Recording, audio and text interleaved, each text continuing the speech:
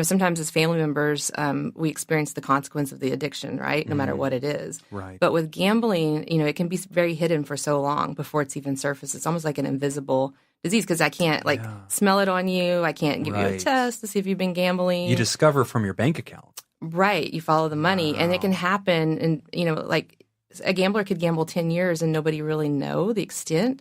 And then all of a sudden you answer your door and the repo man's there. They're foreclosing on your house. You had, 3 mortgages that you didn't know about. The gambler's taking out credit cards and the spouse's name. So the devastation can be severe, right? There could be a lot of wreckage that could be found out. Or the person could know all along, but then still not know the extent of it. And, as family members of anybody that has an addiction, family can get sick too. We get just as sick as long, with them and in their course of, in their course of the disease too. So the book was really meant to be a resource tool, and especially in the tribal communities. I work really closely in a lot of the rural communities. Nevada has a lot of rural communities. It's just not, possible sometimes to even get to a therapist, let alone one that has, experience working with gambling. And so, what we know in tribal communities is the prevalence rates for developing gambling addiction is higher, but still a lot of people are unaware that this can be a real addiction. We know all about drugs and alcohol, of course, and how we're impacted, but gambling's still the iffy one, and so ironic because this is Las Vegas. We're famous for literally one thing.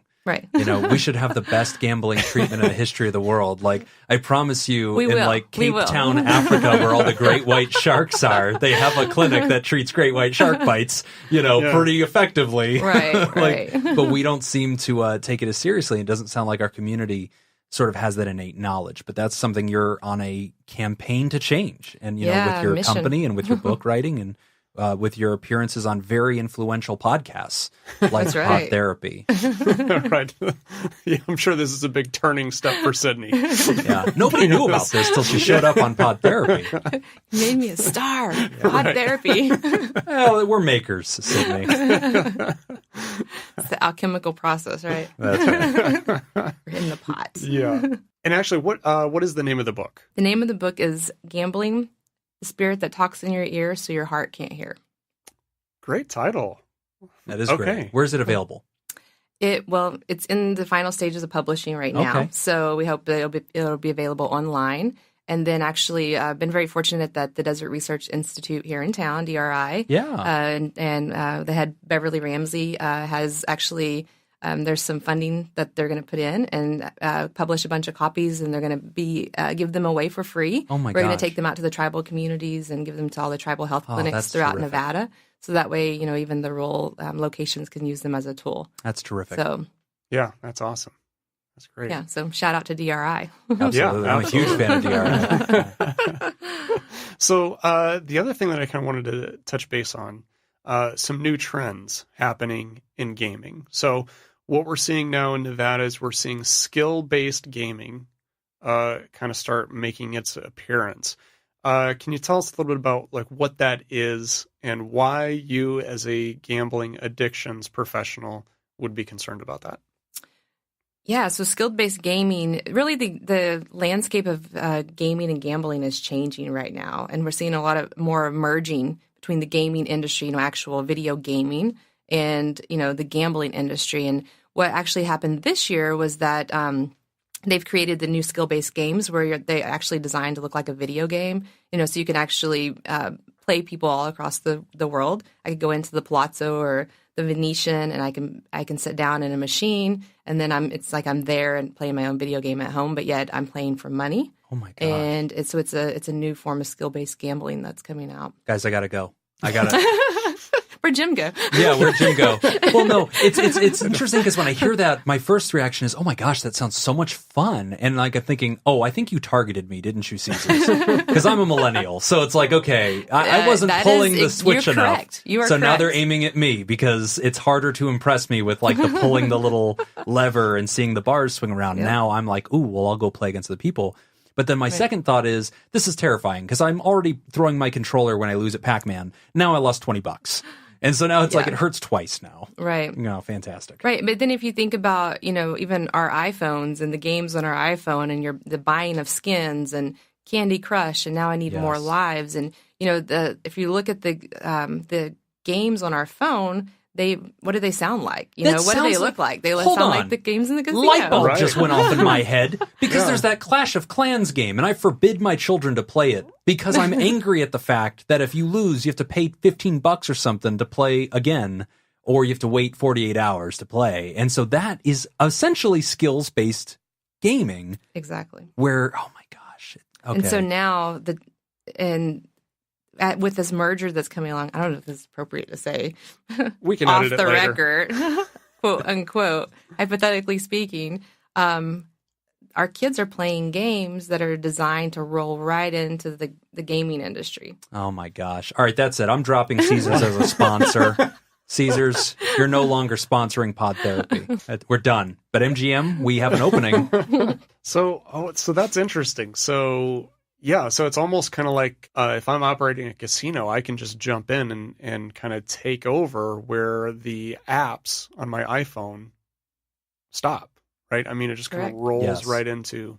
So they're Into training professional us gaming. early to already know how to do this stuff. Right. And then now we can gamble on our phones. And then when we show up in a place where there is some more gambling, it's familiar to us now. We don't Right. have to learn how to do it. We already know how to do it. I was looking at an app the other day with one of my friends, and so you could actually do online gaming where you can.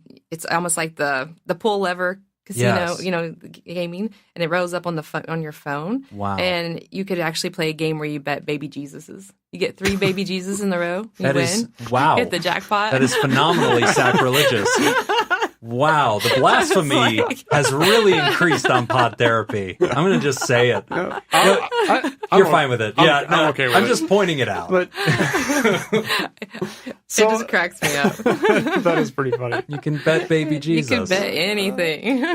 That's it. You're So- crossing the line gambling.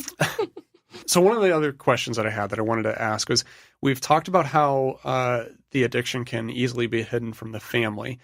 What would be some warning signs? What either the gambler themselves or the family member, what are the things that they would look for that would indicate this has gone from a hobby or just something for pleasure into problematic? Yeah, I think the person, if they're questioning if they have a problem, or even if the family, if they're questioning if their loved ones might have a problem, they can really look at time away. It increases in time. Before I might be gone 20 minutes. Now I'm gone 3 days. I say I'm going to get a pizza, but you don't see me for 48 hours. I actually had a client that did that. He would always say I'm going out for a pizza, and the wife would not see him for 2 days, but she said he always brought the pizza back. He meant Italy. It was like 2 days. He went to Italy to get you a fresh pizza from But he the Caesar, always- not Little Caesar. You're welcome. Right. Yeah. A lot of times trying to get a hold of somebody and there's no answer. A lot of times there's no phone service in the casinos, or they turn off their phone. Oh, right. There's a disassociated state that gamblers go into, so they lose track of time. Wow. And Right. they also, kind of go into a blackout or a trance state. So, they're not listening for phones, or they're not listening for anything. They're just kind of in the zone. So completely unaccounted for time. So when I say, gone missing almost, in a sense. Wow. Okay. Yeah. Wow. So that's a huge interesting. warning sign. If you have a loved one doing that, or if you notice that in yourself, Mm-hmm. it might be time for an evaluation. And even looking at the money trail, is money, mysteriously disappearing? Even from like the spouse's perspective, is money disappearing? I have money gone all the time. Be like, what happened to that? Yeah. Did I? You must have lost it. Yeah, so I have kids, and my money seems to mysteriously disappear all the time. Maybe they're buying skins on the video games. Yeah, I think that's it. I think that's what's going on. I'm going to have to No. look into this. I'm going to send my son to your clinic. He's 8. He's How 8. young will you treat them? From embryo. Yeah. No, so look, following the money trail, and it's really good at, even if a family member suspects, that they also run credit checks on themselves to just look, make sure no credit cards been taken out, make sure no additional loans have been taken out on their homes. If somebody that is actively gambling, it's very smart to remove your name from the bank accounts, remove access, because if somebody does have a gambling addiction, they are in action. Doesn't matter how smart of a person they are, they're always going to kind of be done with money, and they're going to make those decisions. It's like, if I was, smoking meth, the crack pipe might be my trigger, or tinfoil, but with gambling, it's money. So the money is actually can become a trigger for them. So it's good to have money safeguards in place and do asset protection, which I call is like AKA save your A. Assets. Save, cover your assets. Yeah, exactly. So there's a lot of work that the family can do, even in one session, that we just might not think of, especially if we're angry or we're kind of in the middle of an addiction. But as for the gambler too, is there mood swings? Gamblers often mimic bipolar. So even as clinicians, we always want to do a bipolar rollout on a gambler because I've had many times where gamblers come in and they're like, oh yeah, I was diagnosed bipolar. Oh yeah, I'm on these bipolar meds. And I'm like, did you tell your psychiatrist you were gambling? Part of the manic stage is that they're poor judgment, doing really impulsive things. Right. So if they're truly bipolar, they can gamble and they can look like a problem gambler in manic state. However, it could be the flip. Interesting. But the changes in the mood swings are severely up and down, and so they could actually very much look like bipolar. I see. Oh wow. Okay. Yeah. Great. So if any of our listeners want to reach out to you, where can they find you? risehelp.com, or they can call 702-476-9700.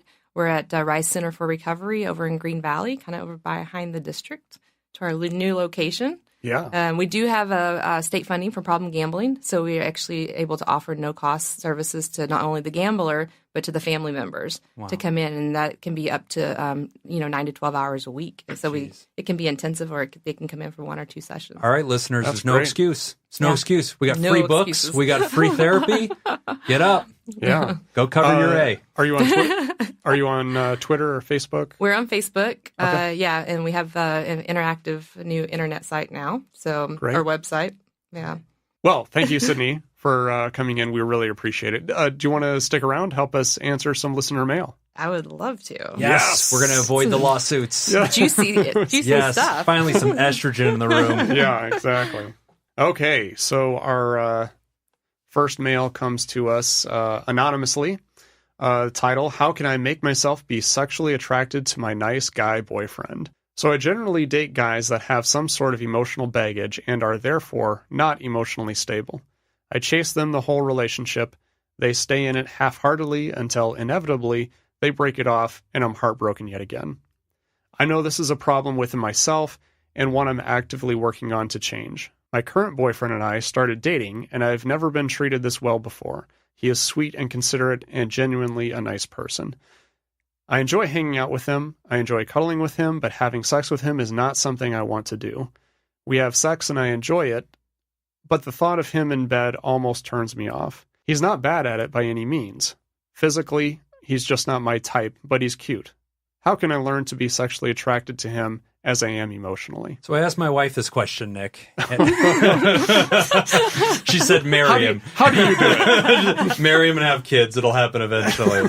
She stared me right in the eye when she said that. So I thought it was very odd. But that is a great question. I think a lot of people could relate to this. This is something that I'm so glad we have a female perspective on. I want to reach into a little bit of a marriage and family therapy angle. We have something called the triangle theory of love. And basically what we think of is like you're mixing a little potion, right? And in everybody's little love potion, there's different amounts of different things. And so the 3 things we think about mixing together are passion, which is like that erotic intimacy, general intimacy, and then commitment. So if you have a relationship that's all intimate and no passion or commitment, that's like being in the friend zone. You're very close to them. If you have a relationship that's all passion, no intimacy or commitment, that's shallow but very sensual, right? That's a fling. And if you have all commitment, no passion, no intimacy, that's an arrangement. There's no warmth. It's just a thing that you've put together to build a family around. What I hear in this person's writing is they've kind of achieved that blending of intimacy and commitment, but they don't quite have the passion. And in the past, they've had mostly passion. And so we actually call that companionate love. And I think that that is a place where you can start from and you can build in other things. There's a myth out there that eroticism is instinctive and only instinctive. And so like either you're attracted to them or you're not, period. And that's not completely true. Most humans go through phases and they change what they like and they change what they're attracted to. And it depends on the stage of life they're in. And the qualities they're looking for in a mate do change over time. And I think the writer is sort of changing her qualities that she values in the kind of man that she's choosing now to date compared to the other ones she did. So my advice is to actually pick up a great book. It's by Esther Perel, and it's called Mating in Captivity. And she talks about how sexual eroticism sort of increases when there's a little bit of a distance between us. A quote from her book is, "Eroticism resides in the ambiguous space between fascination and anxiety."